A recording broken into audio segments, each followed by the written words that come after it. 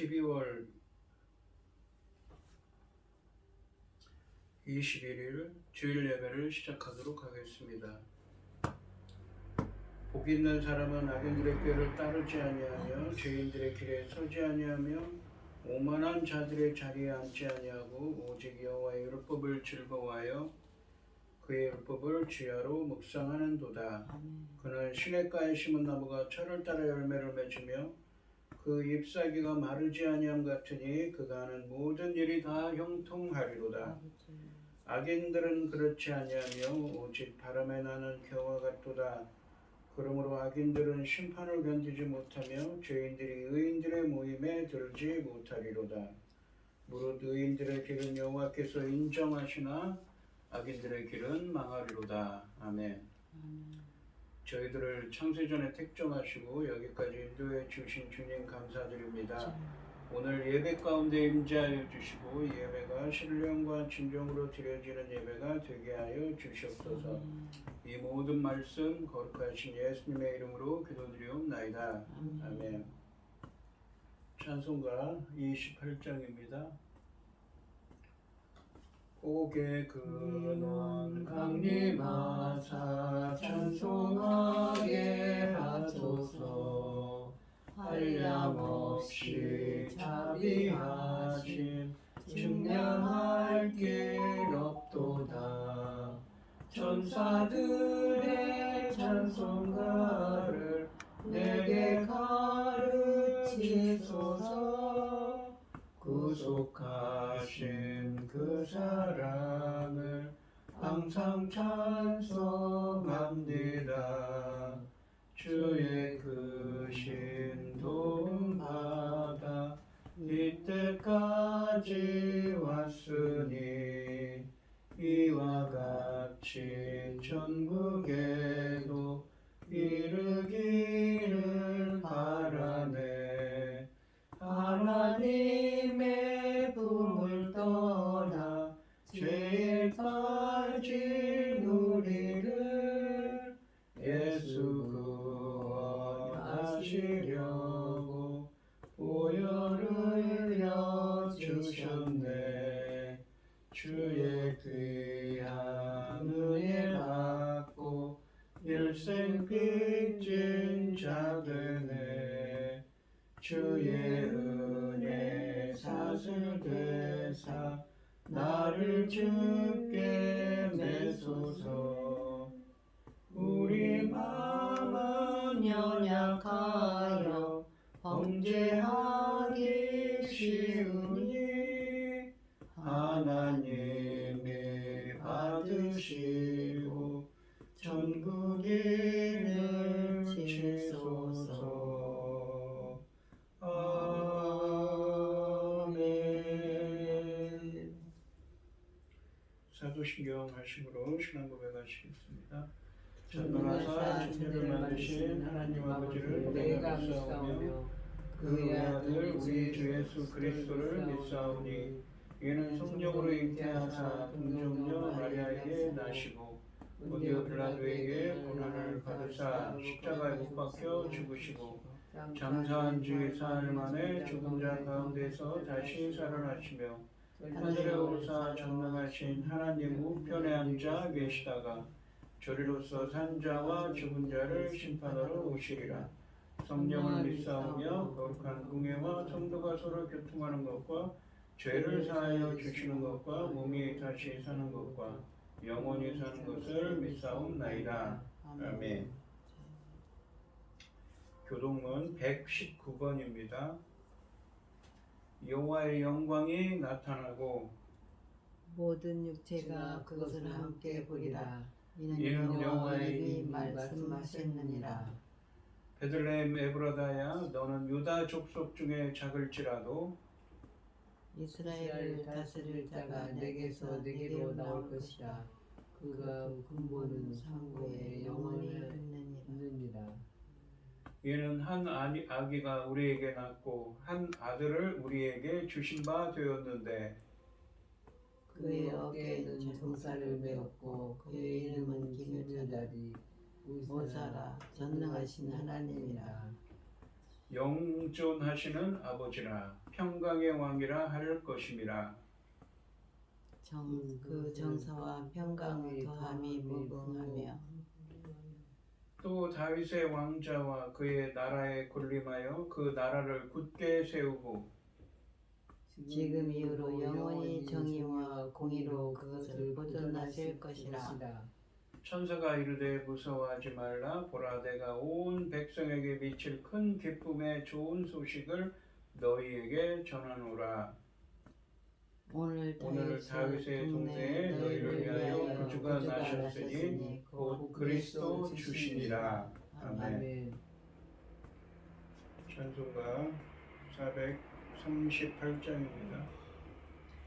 내 영혼이 은총 입어 중한 죄짐 벗고 보니 슬픔 많은 이 세상도 천국으로 화하도다. 할렐루야 찬양하세. 내 모든 죄 사함 받고 주 예수와 동행하니 그 어디나 하늘나라. 주의 얼굴 뵙기 전에 멀리 뵈던 하늘나라 내 맘속에 이루어지니 날로 날로 가깝도다. 할렐루야 찬양하세. 내 모든 죄 사함 받고 주 예수와 동행하니 그 어디나 하늘나라. 높은 산이 거친 들이 조막이나 궁궐이나 내 주 예수 모신 곳이 그 어디나 하늘나라. 할렐루야 찬양하세. 내 모든 죄 사함 받고 주 예수와 동행하니 그 어디나 하늘나라. 아멘. 기도하겠습니다. 온 땅이여 여호와께 즐거운 찬송을 부를지어다. 기쁨으로 여호와를 섬기며 노래하면서 그 앞에 나갈지어다. 여호와가 우리 하나님이신 줄 너희는 알지어다. 그는 우리를 지으시니 우리는 그의 것이니 그의 백성이요 그의 기르는 양이로다. 아멘. 감사함으로 그의 문에 들어가며 찬송함으로 그 궁정에 들어가서 그에게 감사하여 그 이름을 송축할지어다. 여호와는 선하시니 그의 인자하심이 영원하고 그 성실하심이 대대에 이르리로다. 아멘. 천지만물을 지으신 전능하신 하나님 아버지, 어리석고 보잘것없는 저희를 자녀 삼으셔서 아버지 그 크신 사랑 가운데 살아가게 하심을 참으로 감사드립니다. 전능하신 하나님 아버지, 저희 나라 대한민국을 기억하여 주시옵소서. 주변을 돌아볼 때에 아버지께서 지켜주지 않으면 어떤 일이 일어날지 모르는 그런 상황입니다. 아버지 하나님, 주변에서 아버지 무서운 전쟁이 일어나고 있고 아버지 재난도 아버지 수시로 일어나고 있지 않습니까? 그러나 우리 하나님께서 이 대한민국을 지켜주셔서 아버지 바로 쓰고 전쟁으로부터 모든 재난으로부터 철저히 지켜주실 것을 믿사오니 아버지 하나님 지켜주시옵소서. 전능하신 하나님 아버지, 지금은 중대한 시대에 아버지 열매 거둘 중대한 시대에 도달했습니다. 이 열매라는 게 아버지 하나님 기뻐 받으실 그 열매들이 얼마나 귀중합니까? 주님 십자가의 죽으심으로 나오는 열매들 아닙니까? 열매들 말씀을 열매 맺을 말씀을 들고선 당신의 사랑하는 종을 붙잡아 주시고 이 열매 거둘 말씀으로 말미암아 아버지께서 기뻐 받으실 열매들이 넉넉히 나오시기를 간절히 소원하옵고 이 모든 말씀 억만 죄악 가운데에서 우리를 구원하여 주신 예수 그리스도 이름으로 기도드리옵나이다. 아멘.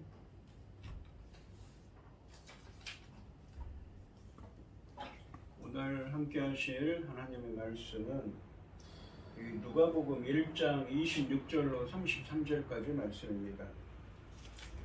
누가복음 1장 26절로 33절까지 말씀입니다. 교독을 하겠습니다. 제가 먼저 읽겠습니다. 여섯째 달에 천사 가브리엘이 하나님의 보내심을 받아 갈릴리 나사렛이란 동네에 가서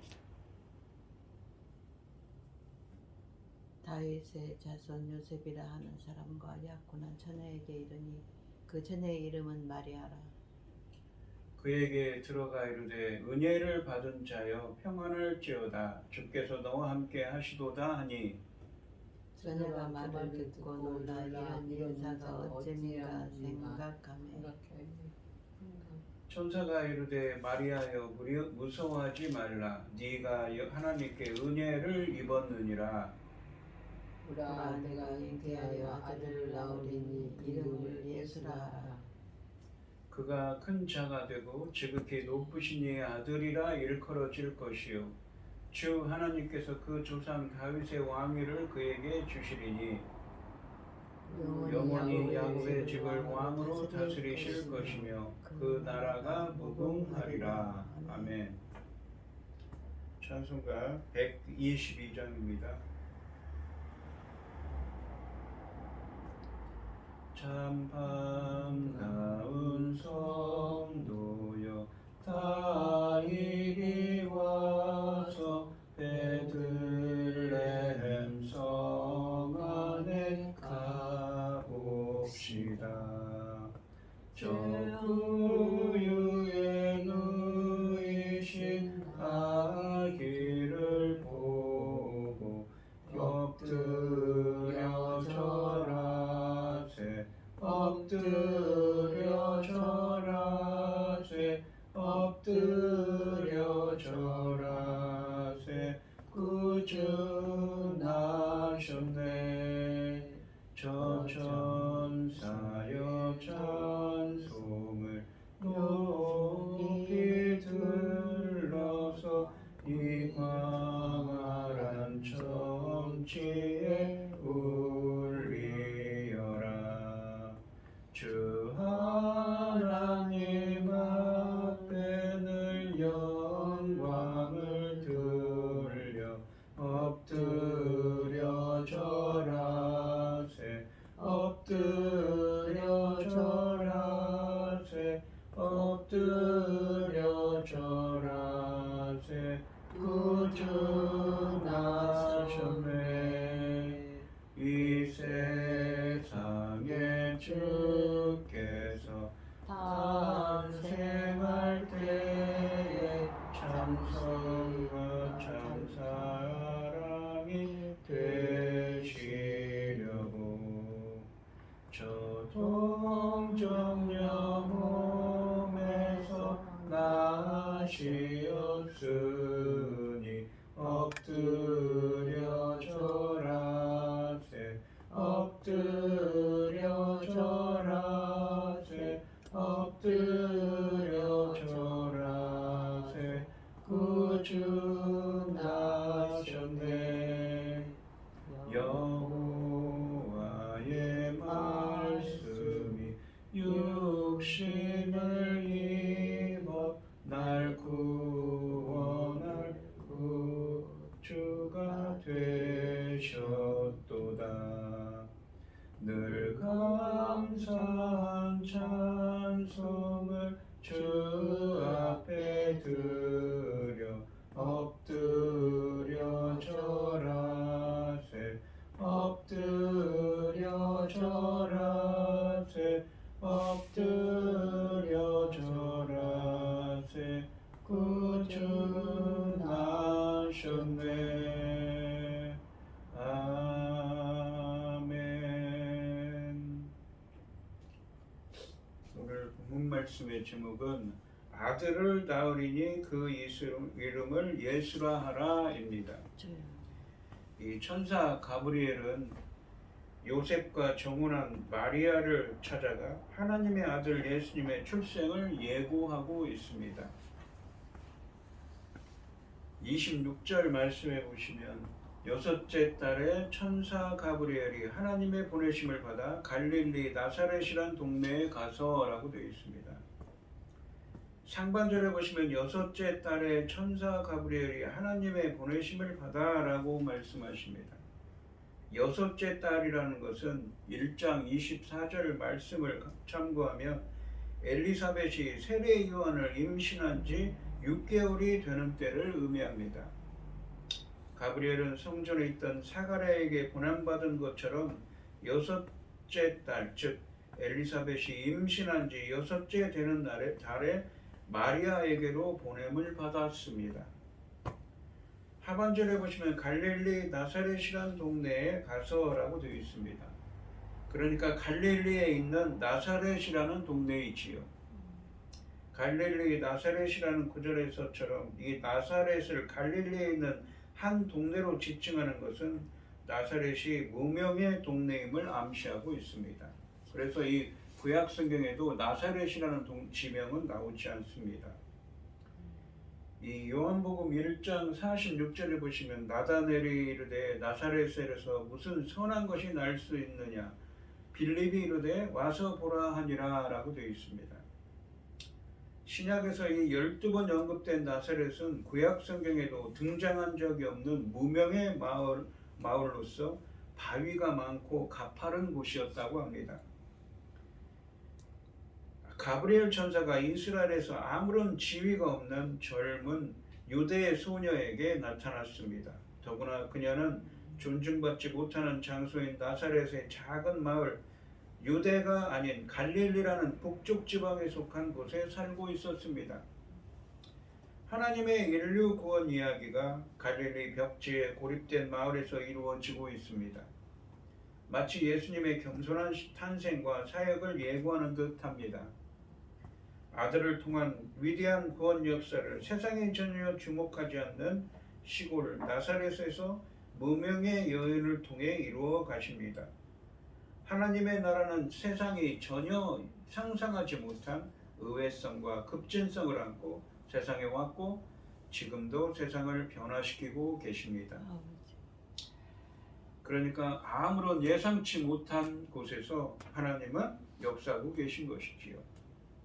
27절 말씀해 보시면 다윗의 자손 요셉이라 하는 사람과 약혼한 처녀에게 이르니 그 처녀의 이름은 마리아라 라고 되어 있습니다. 먼저 다윗의 자손으로 번역된 이 구절은 헬라어로 직역하면 다윗의 집으로부터입니다. 즉 다윗 집안 출신이라는 의미입니다. 그래서 본문 말씀의 이 자연스러운 의미는 처녀인 마리아가 요셉으로 불리는 다윗 가문의 남자와 약혼했다는 것입니다. 이 이야기에서 주인공은 마리아이지만 본문은 먼저 요셉의 이름을 언급합니다. 이것은 본문이 요셉을 통해 예수님의 조상이 다윗임을 강조하는 것입니다. 이 구약 성경의 여러 곳에서 메시아는 반드시 다윗의 후손으로 오셔야 하는데 이를 위해서는 예수님의 법적인 이 아버지 요셉이 다윗 집안의 사람이라는 것이 매우 중요합니다. 본문은 예수님을 다윗에게 주어진 영원한 왕조에 대한 약속의 성취임을 분명히 드러내고 있습니다. 그러니까 다윗의 자손으로 오실 메시아이신 예수님에 대해서 증거하고 있는 것이지요. 그리고 이 약혼이라는 표현이 나옵니다. 이 약혼은 마리아가 요셉과의 결혼에 동의했다는 뜻이지만 요셉의 집에 들어가 동거했다는 의미는 아닙니다. 이 유대인들의 결혼은 두 단계로 진행되었는데 첫 번째 단계는 약혼식으로 증인의 입회 아래서 결혼한다는 것을 공식적으로 서약하는 것입니다. 그리고 동시에 신랑은 신부를 데려가는 것에 대한 지참금을 주기로 되어 있다고 합니다. 그러고 나면 이 약혼한 여인은 법적으로 약혼한 남자에게 속하게 되어 또한 실제로 약혼한 남자의 아내로 불리게 된다고 합니다. 유대인들의 약혼은 오늘날의 약혼보다 훨씬 더 강력한 법적인 책임을 요구하는 것이었습니다. 법적으로는 약혼한 순간부터 부부로 인정되었다고 합니다. 당시에는 이 약혼하면 법적으로 부부가 되어 헤어지면 이혼이 되었습니다. 즉 그들은 동거하지 않는 부부인 셈입니다. 이 시점에서는 두 사람이 공식적으로 결혼한 것이 아니라 하더라도 죽음이나 이혼을 통해서만 그들의 관계가 깨질 수 있었습니다. 두 번째 단계는 그로부터 약 1년 후에 약혼자는 약혼녀를 자기 집으로 데려와 결혼식을 올리고 부부가 되는 것이었습니다. 또한 본문은 마리아를 소개하면서 두 번에 걸쳐 처녀로 지칭합니다. 결혼을 하지 않은 젊은 여자를 가리키고 있습니다. 그래서 본문은 예수님의 동정녀 탄생을 강조하고 있습니다. 마리아가 처녀, 동정녀라는 사실은 예수님의 이 정체성과 관련하여 대단히 중요합니다. 예수님은 동정녀를 통해 탄생하심으로써 완전한 인간이시면서도 죄가 없으신 분입니다. 28절 말씀해 보시면 그에게 들어가 이르되 은혜를 받은 자여 평안할지어다 주께서 너와 함께 하시도다 하니 라고 되어 있습니다. 상반절에 보시면 그에게 들어가 이르되 은혜를 받은 자여 평안할지어다 라고 말합니다. 어떤 장소인지 구체적으로 명시되지 않았지만 천사는 집안에 있는 마리아에게 나타났습니다. 마리아를 은혜를 받은 자라고 하는 것은 인간의 노력이나 업적이 아니라 하나님의 뜻에 따라 선택된 자의 자임을 의미합니다. 또한 평안할지어다 라고 번역된 이 히브리어는, 이 헬라어는 일반적으로 기뻐하라는 의미인데 이 영어의 굿모닝과 같은 일상의 인사이지만 본문에서는 이 하나님의 구원이 연이어 함께 언급되어서 하나님의 구원으로 인한 기쁨을 전하고 있는 것입니다. 그래서 너는 기뻐하라는 것이지요. 즉 마리아를 통해 하나님의 구원이 실현될 것이기 때문에 그녀에게 기뻐하라고 하는 것입니다. 하반절에 보시면 주께서 너와 함께 하시도다 라고 하니 주께서 너와 함께 하시도다 하니 라고 말합니다. 구약 성경에서 하나님이 선택하신 사람들과 함께 하실 때는 그들을 보호하실 뿐 아니라 곧 새로운 인물을 주실 것을 암시하는 것입니다. 마리아는 하나님이 함께 하시는 사람입니다. 이것은 하나님이 출애굽기 3장에서 모세에게 자신에 대해 알려주신 사건을 떠올리게 합니다. 나는 스스로 있는 자다 라고 말씀하시죠. 즉 하나님은 들으시고 보시고 알고 계시는 분, 즉 존재하시는 분이죠. 인간의 무대에서 개입하시는, 함께 하시는 하나님이십니다. 모세와 같이 마리아는 예상하지 못했던 은혜, 자격 없는 자에게 주시는 정할 수 없는 하나님의 은혜를 받은 사람입니다. 마리아는 특별한 가문이나 높은 지위가 아님에도 불구하고 하나님의 구원 계획에서 핵심적인 인물로 쓰임받는 은혜를 입은 여자입니다. 하나님은 은혜로 부르시고 부름받은 자와 함께 하심으로 구원 역사를 위해 부름받은 사람은 기뻐해야 한다고 말씀하고 계십니다. 29절 말씀해 보시면 처녀가 그 말을 듣고 놀라 이런 인사가 어찌 됨인가 생각하며, 인사라는 것은 천사가 기뻐하라 라는 말이 원래 거의 평안할지어다 라는 말이 원래 인사라고 그랬죠. 굿모닝처럼. 근데 사실은 기뻐하라는 의미라고 그랬습니다. 29절 말씀에서 이 마리아는 하나님이 자기를 함께 하신다는 것과 또한 자신이 하나님의 은혜를 받은 사람이라는 말을 전해 들었습니다. 그래서 본문은 분명하게 마리아가 놀란 원인을 가브리엘의 말 때문이라고 하십니다. 나사렛이라는 작은 마을 출신인 이 젊은 처녀는 하늘의 방문자에게 그러한 인사를 받은 이유가 무엇인지 알 수 없어 놀랍고 혼란스러웠습니다. 30절 말씀해 보시면 천사가 이르되 마리아여 무서워하지 말라 네가 하나님께 은혜를 입었느니라 라고 말합니다. 가브리엘은 마리아를 무서워하지 말라면서 안심시키고 왜 두려워하지 않아도 되는지 그 은혜의 이유를 설명합니다. 그녀가 하나님께 은혜를 입었기 때문이라고 말합니다. 헬라 원문에는 이유와 원인을 의미하는 접속사 가르가 있습니다. 그래서 은혜를 입었기 때문에 이 두려워하지 말라는 것이지요. 천사는 마리아가 하나님께 은혜를 입었으니 걱정할 필요가 전혀 없다고 말하고 있습니다. 천사는 마리아에게 임한 은혜가 무엇인지 31절부터 33절까지 말씀에서 설명하고 있습니다. 31절 말씀해 보시면 보라 네가 잉태하여 아들을 낳으리니 그 이름을 예수라 하라 라고 되어 있습니다. 가브리엘은 28절과 30절 말씀에서 두 차례나 마리아가 하나님께 은혜를 입었다고 했는데 이제 그녀가 받은 은혜는 아들을 낳는 것이라고 설명하고 있습니다. 마리아는 단지 정혼을 했을 뿐 아직 남편 될 사람 요셉과 결혼식을 하지 않은 처녀입니다. 그래서 천사는 마리아 이 예수님의 동정녀 탄생을 암시하며 이렇게 답하고 있습니다. 그리고 태어날 아이의 이름은 예수라고 합니다. 예수는 구약에서 유래한 이름입니다. 이 예수의 히브리어 이름인 예수아는 여호수아를 줄인 것입니다. 예수는 하나님이 우리를 구원하신다는 뜻으로 예수님의 사역을 알려주고 있습니다. 또한 31절 말씀은 이사야서 7장 14절 말씀에서 남유다의 아하스 왕에게 준 신탁과 매우 비슷합니다. 이사야서 7장 14절 말씀해 보시면 그러므로 주께서 친히 징조를 너희에게 주실 것이라 보라 처녀가 잉태하여 아들을 낳을 것이요 그의 이름을 임마누엘이라 하리라. 임마누엘이란 말은 하나님이 우리와 함께 하신다라는 뜻이지요. 본문은 이 예수님의 탄생이 이사야서의 임마누엘 예언을 성취하는 것임을 보여주고 있으며 임마누엘은 하나님이 우리와 함께 하신다라는 뜻으로 예수님이 어떤 분인지 보여주고 있습니다. 32절과 33절 말씀은 예수 그리스도가 구약에서 약속된 메시아로서 하나님 나라를 성취하실 것임을 하나님의 통치를 성취하실 분임을 가르치고 있습니다. 32절 말씀해 보시면 그가 큰 자가 되고 지극히 높으신 이의 아들이라 일컬어질 것이요 주 하나님께서 그 조상 다윗의 왕위를 그에게 주시리니 라고 되어 있습니다. 상반절에서 그가 큰 자가 되고 지극히 높으신 이의 아들이라 일컬어질 것이요 라고 말씀하십니다. 큰 자라는 표현은 하나님의 여러 호칭 중 하나라고 합니다. 디도서 2장 13절 말씀에서도 예수님을 이렇게 부르고 있습니다. 사무엘하 7장 9절에서는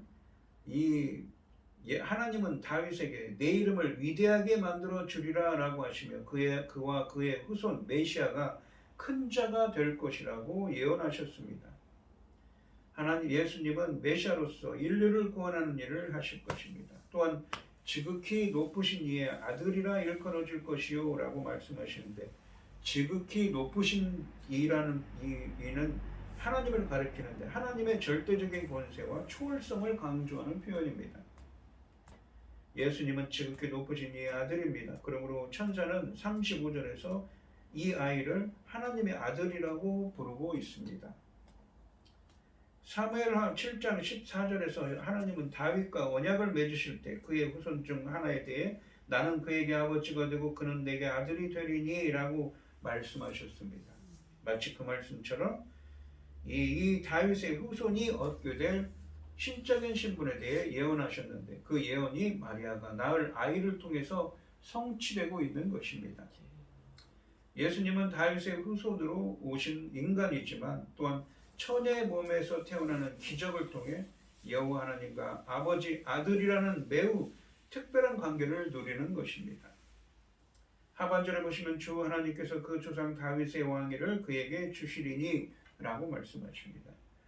이 사무엘하 7장 16절에 보시면 내 집과 내 나라가 내 앞에서 영원히 보존되고 내 왕위가 영원히 견고하리라 하셨다라.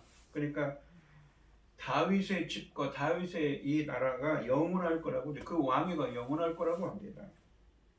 이 사무엘하 7장 16절에서 하나님은 다윗에게 그의 집과 나라가 영원히 보존되고 왕위가 영원히 견고할 것이라고 하셨는데 지난 수백 년 동안 다윗의 왕위는 이어지지 못했습니다. 언제까지입니까? 바로 이 주전 586년에 바벨론에 멸망을 한 이후지요. 이제 하나님이 그 왕위를 다시 세워 곧 태어날 아이에게 주실 것입니다. 그 왕국은 어떤 왕국입니까? 바로 이 우리가 보이는 눈으로 보이는 그 왕국이 아니라 영적 이스라엘을 다스리는 왕국이지요. 다윗에게 선포하신 예언의 성취로서 예수님은 부활과 승천으로 왕권을 받아 하나님 보좌 우편에서 육적 이스라엘이 아닌 영적 이스라엘을 영원한 하늘 나라에서 다스리고 계십니다. 33절 말씀해 보시면 영원히 야곱의 집을 왕으로 다스리실 것이며 그 나라가 무궁하리라 라고 말씀하십니다. 영원히 야곱의 집을 왕으로 다스리실 것이라 라고 말씀하시는데, 야곱은 이 이스라엘 12지파의 조상인데 야곱의 집이라는 표현은 하나님의 선민 이스라엘을 가리키는 표현입니다. 이것은 궁극적으로 영적 이스라엘, 즉 택함받은 모든 성도를 의미하는 것입니다. 예수님의 영원히 영적 이스라엘을 다스리시는 왕이시라는 뜻입니다. 하반절에 보시면 그 나라가 무궁하리라 라고 말씀하십니다. 이 무궁하다라는 말은 이 끝이 없다는 의미입니다. 하나님은 사무엘하 7장 16절 말씀에 다윗 언약에서도 이러한 약속을 하셨습니다. 다윗의 지상 왕조는 다윗 통치 후 400년이 지나자 멸망했지만 다윗의 직계 후손인 예수 그리스도는 그 약속의 궁극적인 성취입니다. 다윗에게 선포하신 예언의 성취로서 예수님의 육적 이스라엘이 아닌 영적 이스라엘, 곧 영원한 하늘나라에서 이 성도들을 다스리고 통치하실 것입니다. 이 말씀은 하나님이 약속하신 것은 때가 되면 반드시 이루어진다는 것을 보여주고 있습니다. 예수님은 구약의 선지자들이 예언한 대로, 또한 사무엘하 7장 말씀에 하나님이 다윗과 맺으신 언약대로 오셨습니다. 역사는 하나님이 계획하신 대로 진행되고 있습니다. 마리아에게서 성령으로 나실 예수님은 다윗의 위에 앉아 야곱의 집과 열방을 통치할 하나님의 아들이십니다. 그분의 나라는 영원할 것입니다. 들의 풀과 꽃처럼 사라질 세상의 부경화를 보러 하지 말고 주님이 통치하실 영원한 하나님 나라를 꿈꾸며 살아가야 합니다. 이 오늘 본문 말씀을 보시면 갈릴리에 잘 알려지지 않은 나사렛의 처녀인 이 마리아에게 하나님의 은혜가 임했음을 천사가 전했습니다. 알리고 있습니다. 처녀의 태에 다윗의 왕위를 이을 하나님의 아들을 보내신다는 것입니다. 이는 하나님의 나라가 오직 하나님의 권능으로만 임하고 그 나라 백성의 구원도 하나님의 은혜로만 이루어진다는 것을 보여주고 있습니다. 주께서 우리 인생 가운데 왕으로 다스리시도록 간구합시다. 하나님에게서, 마리아에게서 성령으로 나실 예수님은 사무엘하 7장 말씀에서 예언된 다윗의 위를 이을 영원한 왕으로서 하나님의 구원 계획을 성취하러 오신 하나님의 아들이십니다. 권력자가 바뀌고 흥망성쇠를 거듭하는 세상 나라와 달리 주님이 다스리시는 나라는 쇠하지 않고 영원합니다. 눈에 보이는 권세 너머에 보이지 않는 참 주권자가 살아계시고 눈에 보이는 시간 이면에 하나님의 섭리가 있습니다. 오늘 이 시간 성도님들도 주님께서 우리 인생 가운데 찾아오셔서 왕으로 다스려 주시고 주님께서 펼쳐가실 하나님 나라의 일에 마리아처럼 귀하게 쓰임받는 은혜가 함께 하시기를 주님의 이름으로 축원드립니다. 기도하겠습니다. 하나님 아버지 감사합니다. 오늘 주신 말씀에서 갈릴리 나사렛, 그러니까 들어보지도 못한 이름 없는 소녀인 마리아에게 가브리엘 천사가 나타나 하나님의 말씀을 전합니다. 동정녀 마리아에게 하나님의 아들인 예수님이 태어나서 온 세상을 다스리실, 바로 하나님 나라를 다스릴 왕이 태어날 것을 예언하고 있습니다. 주님께서 온 세상을 다스리시는 창조주 하나님이신 성자 예수님이 태어날 것을 예언하고 있습니다. 예수님은 십자가에 죽으시고 부활 승천하셔서 하나님 나라에서 하나님 보좌 우편에서 지금도 저희들을 통치하고 계십니다. 하나님 나라를 통치하신 예수님께서 오셔서 저희들을 통치하여 주시옵시고 하나님 나라의 일을 하실 때 마리아처럼 저희들도 귀하게 쓰임받는 은혜를 허락하여 주시옵소서. 이 모든 말씀 거룩하신 예수님의 이름으로 기도드리옵나이다. 아멘. 찬송가 112장을 하시고 축도하심으로 오늘 예배를 마치겠습니다.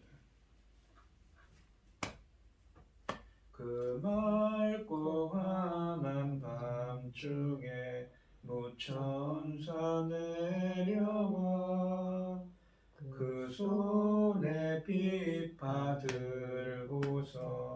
다 찬송하기를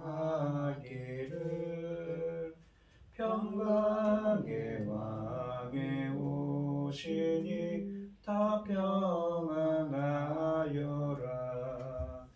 그 소란하던 세상이 다 고요하도다.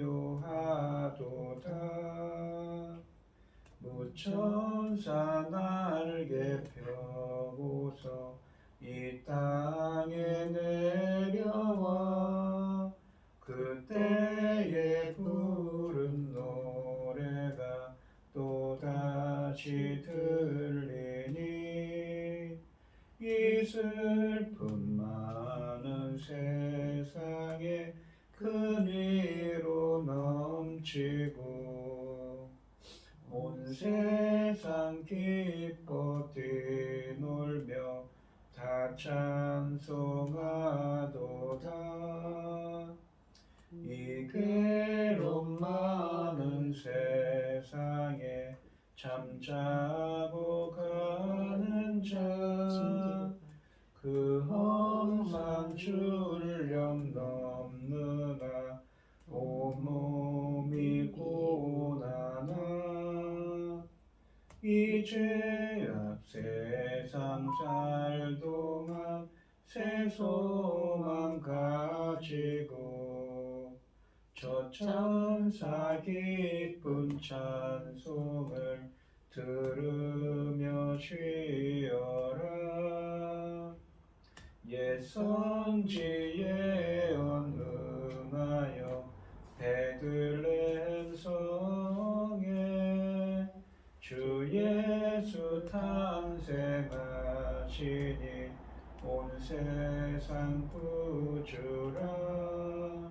저 천사가 큰 노래를 또다시 부르나 온 세상 사는 사람들 다 화답하도다. 아멘. 기도하겠습니다. 참 감사하신 하나님, 오늘 주신 말씀처럼 독생자 예수 그리스도의 탄생을 가브리엘 천사를 통해 동정녀 마리아에게 예언하고 계십니다. 그분은 온 세상을 통치하시는 분이죠. 하나님 나라의 일을 하실 분입니다. 구약에서 예언된 하나님의 아들이신 메시아입니다. 저희들에게도 그 메시아의 통치가 온전히 임하게 하여 주시옵시고 마리아처럼 하나님이 하시는 일에 귀하게 쓰임받을 수 있는 은혜가 함께하여 주시옵소서. 오늘 이 시간 주님의 은혜에 감사드리며 주님께 귀한 예물을 드리는 손길을 드리겠습니다.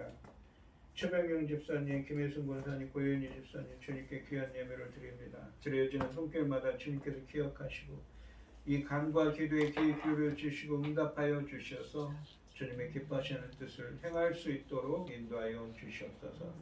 기뻐받아 흠양하여 주실 줄 믿사오며 이 모든 말씀 거룩하신 예수님의 이름으로 기도드리옵나이다. 아멘. 축도하심으로 오늘 예배를 마치겠습니다.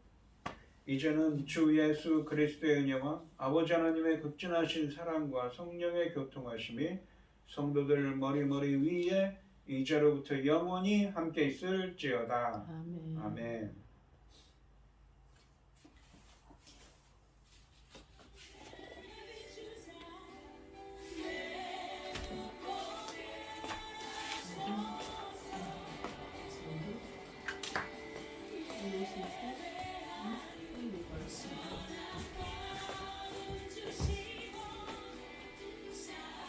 목사님 수고하셨어요. 이렇게 끝나왔으면 어떡해요.